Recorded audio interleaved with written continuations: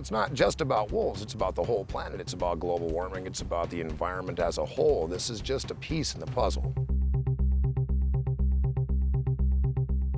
So I'd gotten my first wolf hybrid many years ago, and he sort of turned my life around and sort of saved my life, as it were, and so now I save their lives.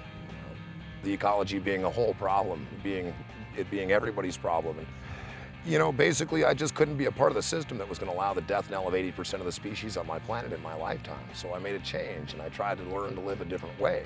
And that's kind of what this is. It's not necessarily, again, specifically about wolves. Wolves are a piece of the puzzle, a big piece of the puzzle, but still a piece of the puzzle. I am an extremist. I do see things in black and white.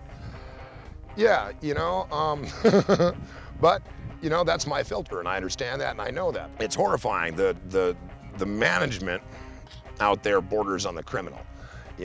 I mean, we've got an animal that arguably, before the great reintroduction, we had 219 in this state.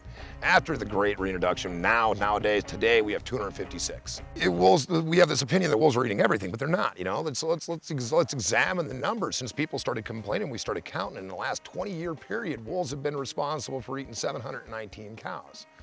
Which, when you compare that to the 50,000 or so freeze kill every year and the 25,000 or so that get hit by cars every year, it's a minuscule number. In fact, it's 0.00004% of agricultural damage. Same tri-state area, Montana, Idaho, and Wyoming, same 20-year period, wolves have been responsible for eating 1,538 sheep. You know how many sheep were killed by eagles in this state last year? About 1,600. So in one state, in 1 year, the eagles are eating more sheep than the wolves have in 3 states in 20 years.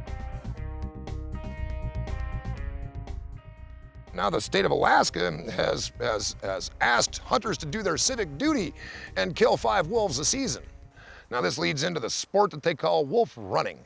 Now wolf running is basically when you shoot the animal and there's an obvious blood spot on the ground, the guy that can keep his wolf running the longest before it bleeds out and dies wins. Oh, and this is great sport. They're right up on all the sporting damn magazines and stuff. Oh, come up and go wolf running in Alaska. It's great fun. It's sporting. What the hell's sporting about that, I ask you? The lousiest shot wins? Little things that you don't know about how things go on out there in the backcountry, but there's nobody out there to blow the whistle on. There's nobody out there to tell people what's actually going on and the fact that it does border on the criminal. I mean, what they're basically going to do is do what they did in Alaska and are still doing in Alaska. They're going to list and delist, list and delist, list and delist, and try and keep the money rolling.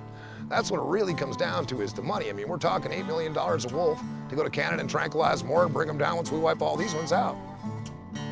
Basically, I just couldn't be a part of the system that was going to allow the death knell of 80% of the species on my planet in my lifetime. So I made a change, and I tried to learn to live a different way.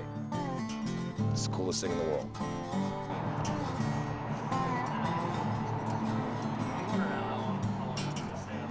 Hey, that's my sock. Get out of there, bud.